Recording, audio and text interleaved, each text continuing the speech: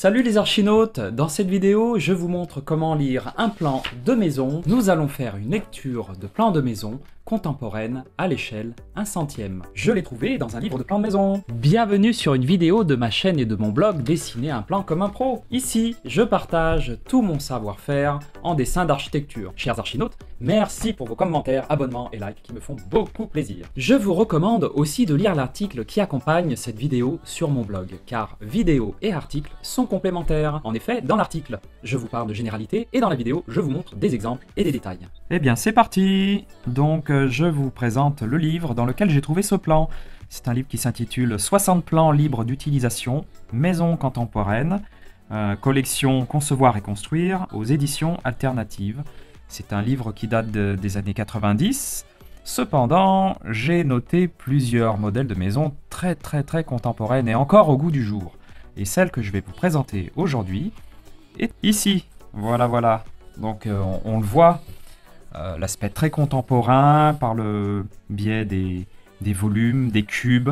Vous avez le plan à gauche, une perspective ici, et là vous avez un descriptif en texte, mais aussi les surfaces, les différentes surfaces et dimensions de la maison, que vous retrouvez aussi ici. En fait, vous avez quelques cotations générales de la maison en long en large, mais aussi à l'intérieur des pièces en long en large. Cette présentation est ainsi pour chacune des maisons, en fait. Donc à chaque fois vous avez un plan, une perspective, un descriptif.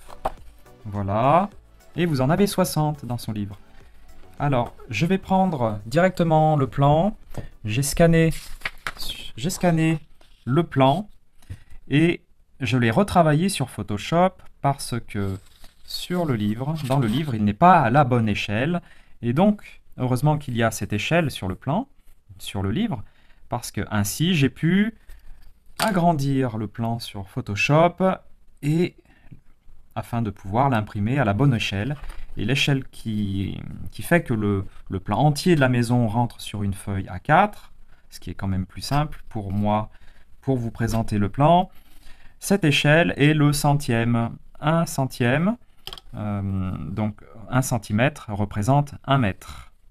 Ici, donc ici 5 cm, 5 mètres. Le principe de cette vidéo est de vous montrer comment lire un plan.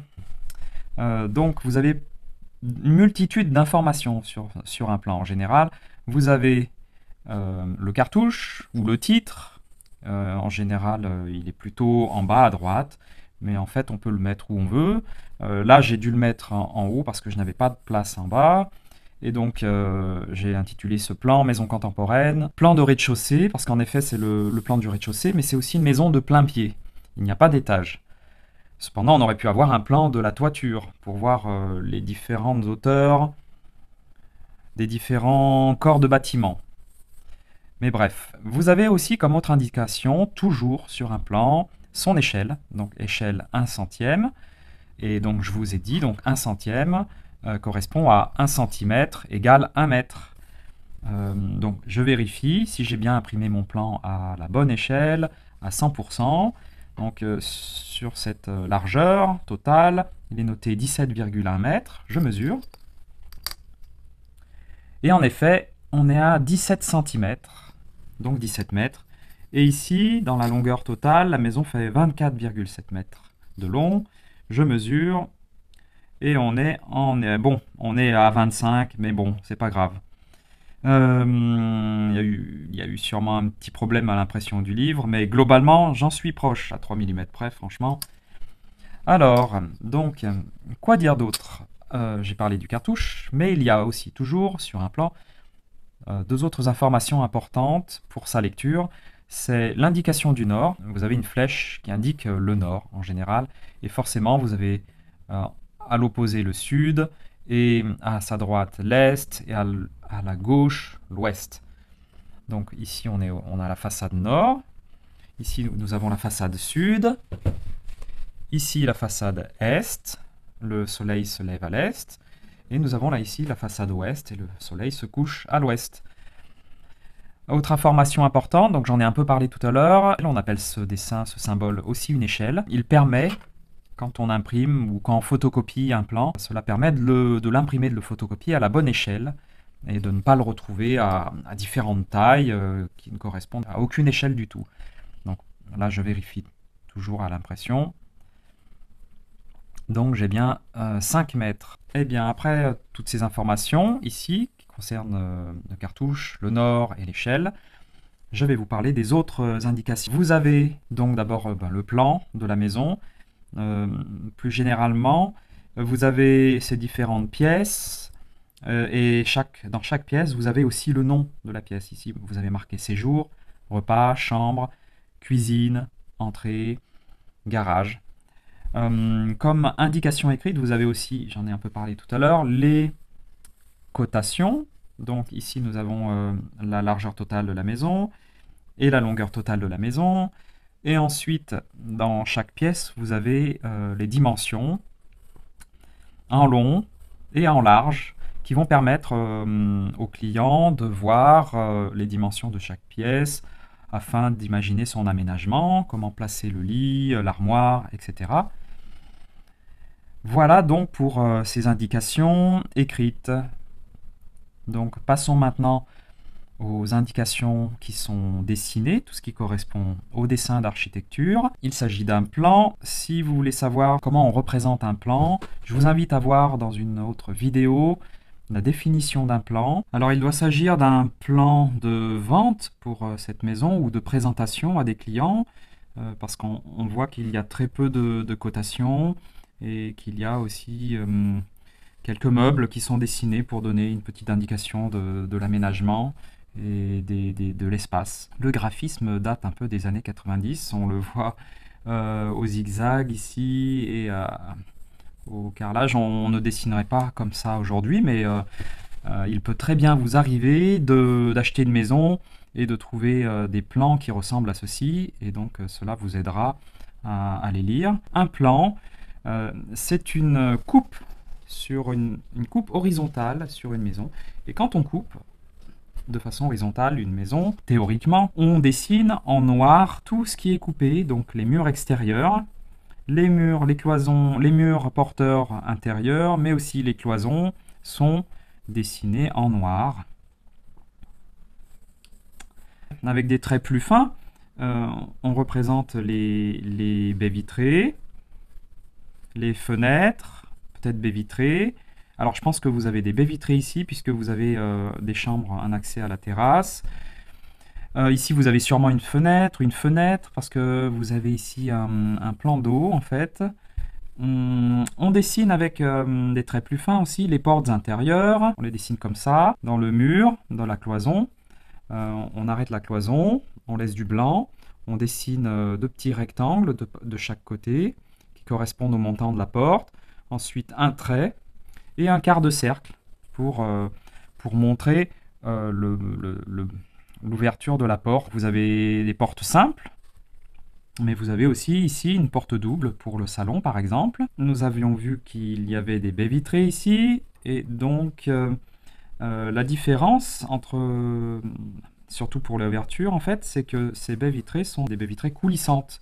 Donc comme elles sont coulissantes, on ne dessine pas de traits ici de chaque côté avec les quarts de cercle comme ici. Ici des portes de garage, elles sont sûrement à bascule, comme ceci. On voit un petit rectangle qui dépasse ici, devant chaque ouverture. Ça, ce sont les appuis de fenêtre, par exemple, quand on a une fenêtre ici, dans la cuisine. Mais les seuils de porte et baies vitrées, comme là, pour la porte d'entrée. Là, la porte de la réserve. C'est une maison T4. Elle a donc un grand espace de vie avec une cuisine, mais 3 chambres. On voit ici, donc de ce côté-là, l'espace nuit. Là, l'espace jour. Nous avons ici le garage. L'entrée se fait par ici, en fait, par le côté nord. D'ailleurs, par le côté nord, on gare les voitures dans le garage. Et nous avons une porte qui communique directement du garage à la cuisine, par exemple, pour rentrer les commissions.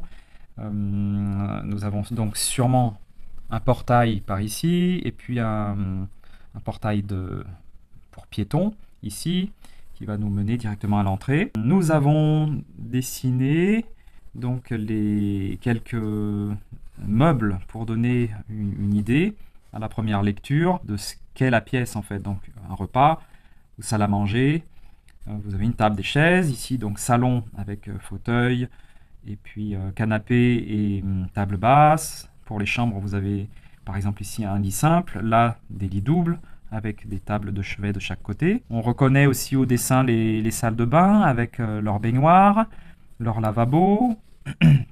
Là, vous avez un lavabo double. Ici, vous avez 2 lavabos simples. On reconnaît aussi les WC. Voilà, sont dessinés ainsi. Comme je l'ai dit, vous avez les dessins des meubles pour indiquer l'usage des pièces, mais vous avez aussi dans la cuisine, ici, l'évier qui est représenté de cette façon-là, avec une cuve et puis l'égouttoir à côté. Vous avez aussi dans la cuisine représenté un carré avec 4 cercles qui indiquent la cuisinière. Alors personnellement, et même aujourd'hui, on aurait dessiné la cuisine dans son intégralité, avec un plan de travail ici, et en effet un évier là, et puis peut-être des meubles ici, puis peut-être une petite table. Voilà.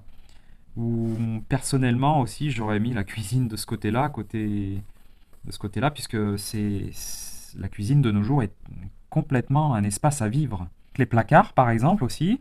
Dans les chambres, vous avez des placards. Donc il y a un retour de cloison ici, un double trait qui signifie des portes coulissantes, par exemple, et un trait en diagonale qui dit que c'est un endroit fermé, qui est un placard. Donc un placard là, vous en avez un dans le couloir.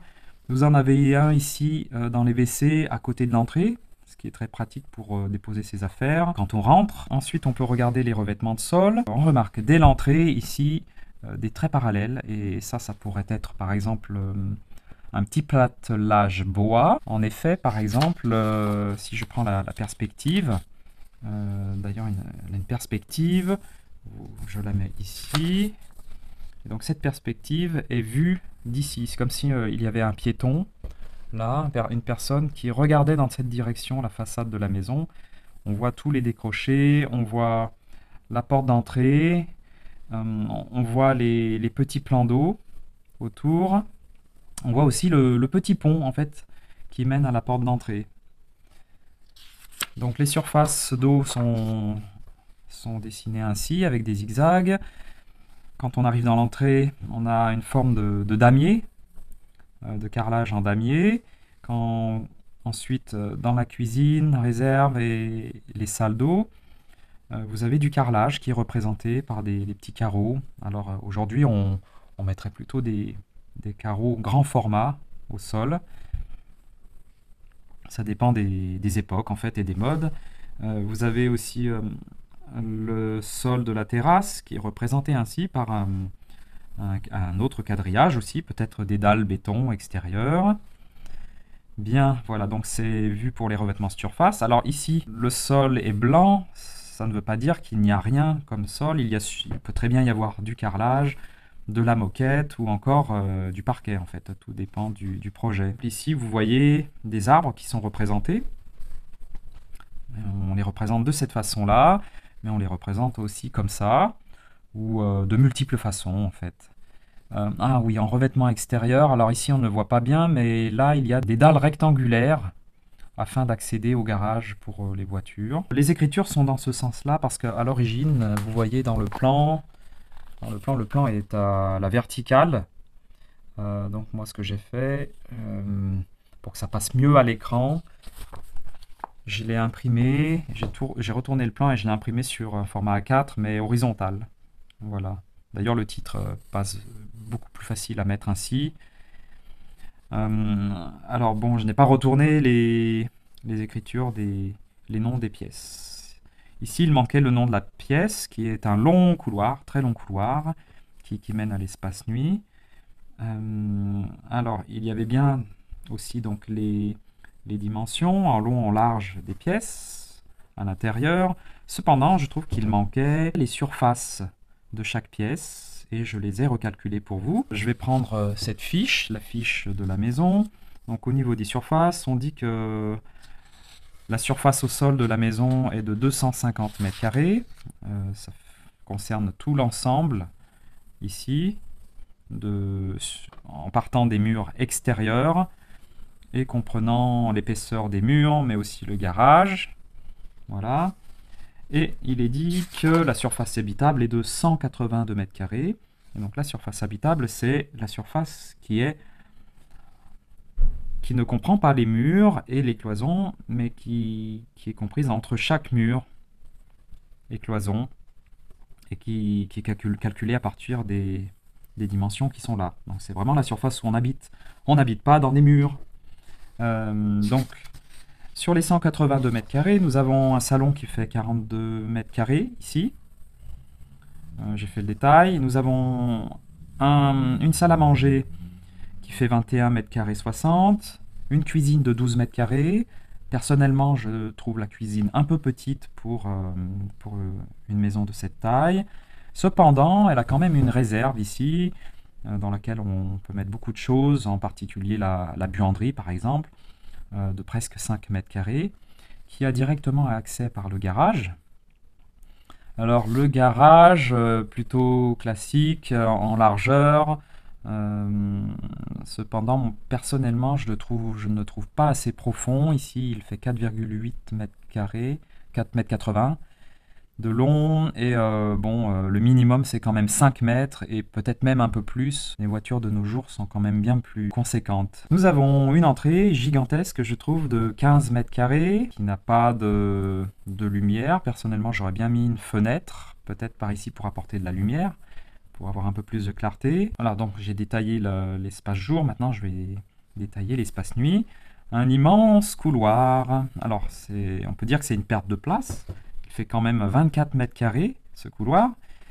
Cependant, l'avantage, c'est qu'il a des renfoncements qui permettent de mettre ici donc un placard, mais ici on pourrait très bien mettre un ou deux placards, ou alors une bibliothèque, un petit coin lecture à côté de la fenêtre, à condition que la fenêtre soit toute hauteur, et donc qui donne une vue sur le bassin.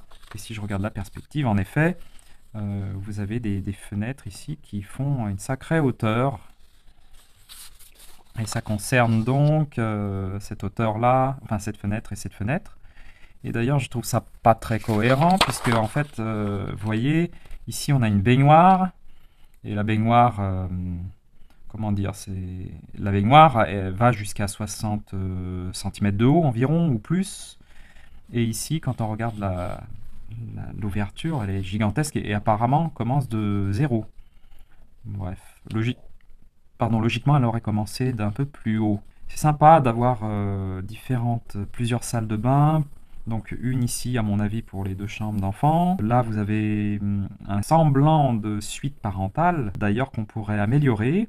Personnellement, par exemple, j'aurais bien mis une porte ici ou ici, afin d'avoir un espace complètement fermé, qui soit donc la suite parentale, avec un espace de placard, peut-être un sas anti-bruit par rapport au bruit qu'on a dans une chambre parentale, par rapport aux chambres d'enfants, avec des rangements, dressing, et puis salle de bain. Très grande chambre d'ailleurs, 22 mètres carrés.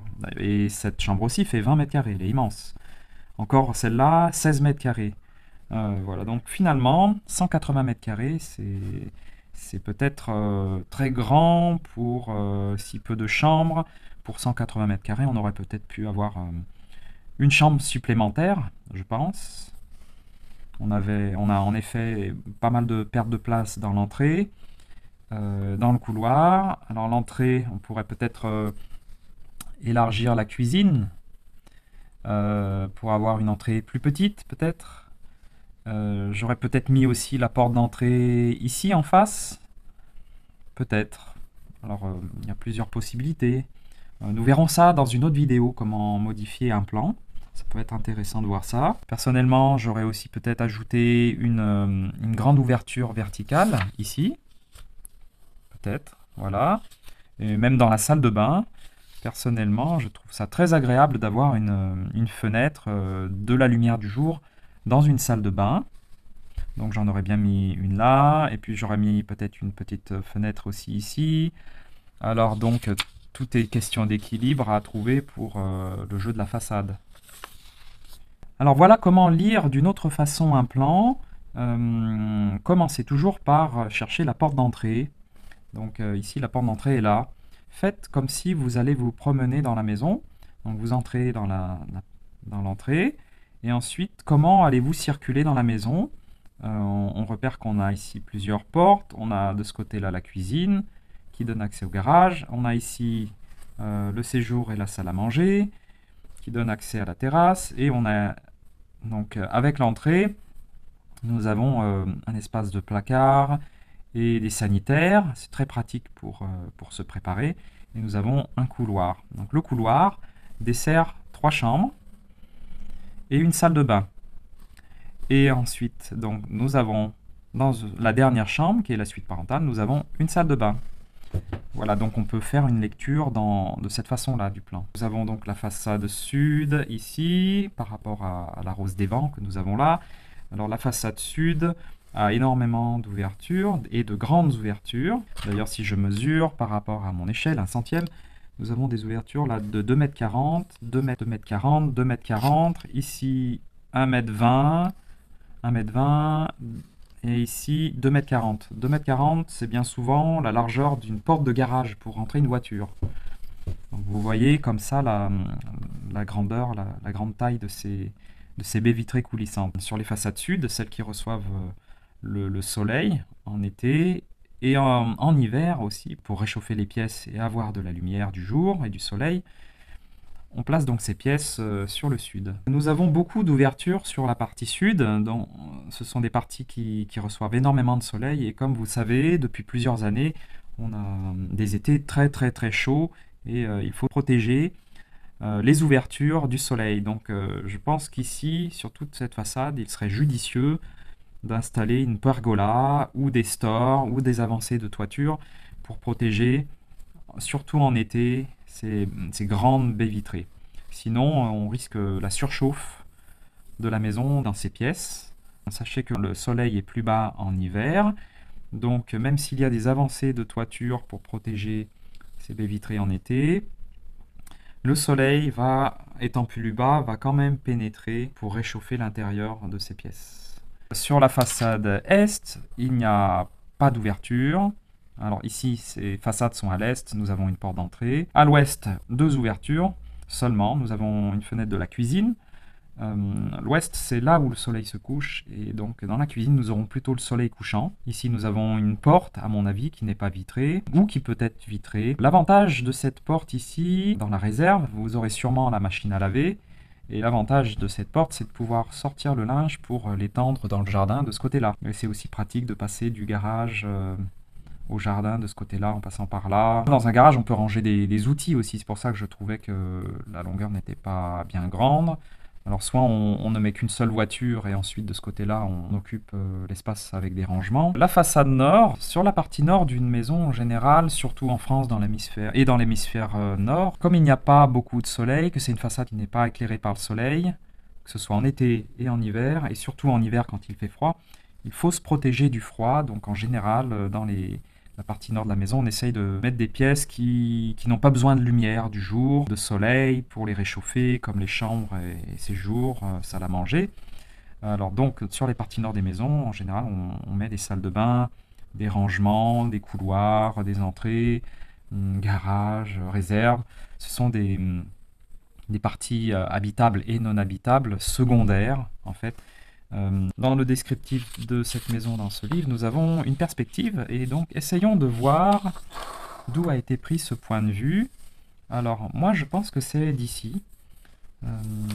Par exemple, nous avons... Qu'est-ce qu'on voit dans la perspective ici? On voit un pont, des bassins d'eau, une allée, des cubes, différents cubes avec 2 cubes en avant, 3 cubes en avant, 1, 2, 3, 3 cubes en retrait, ici, ici et ici. Et donc je présume que c'est cette façade qui a été montrée dans cette perspective, en plaçant un piéton ici et en regardant dans ce sens. Oui, donc on repère bien donc, la porte d'entrée, ici. On repère aussi cette fenêtre et cette fenêtre. Voilà. Et les bâtiments en retrait, là, là. Bâtiment en retrait, là. Nous avons un arbre là. Nous avons cet arbre là aussi. Bon, ils ne sont pas placés exactement comme sur le plan, mais ce n'est pas grave. Voilà donc pour cette vidéo, nous pouvons remercier les personnes qui ont écrit ce livre, 60 plans libres d'utilisation, maison contemporaine. D'ailleurs, ces plans sont libres d'utilisation, c'est pour cela que je me suis permis de faire des photocopies et d'en faire une vidéo pour vous faire la lecture d'un plan. Dans cette vidéo et mon article, je vous ai montré comment lire un plan de maison. Nous avons fait une lecture de plans de maison contemporaine à l'échelle 1/100, de long en large. J'espère que je vous ai appris beaucoup de choses pour dessiner vos plans. Dites-moi si vous souhaitez d'autres lectures de plans. Chers archinautes, encore merci pour vos commentaires, abonnements et likes qui aident ma chaîne à progresser. Dessinez de beaux plans et à la semaine prochaine. C'était Raphaël de la chaîne et du blog Dessiner un plan comme un pro.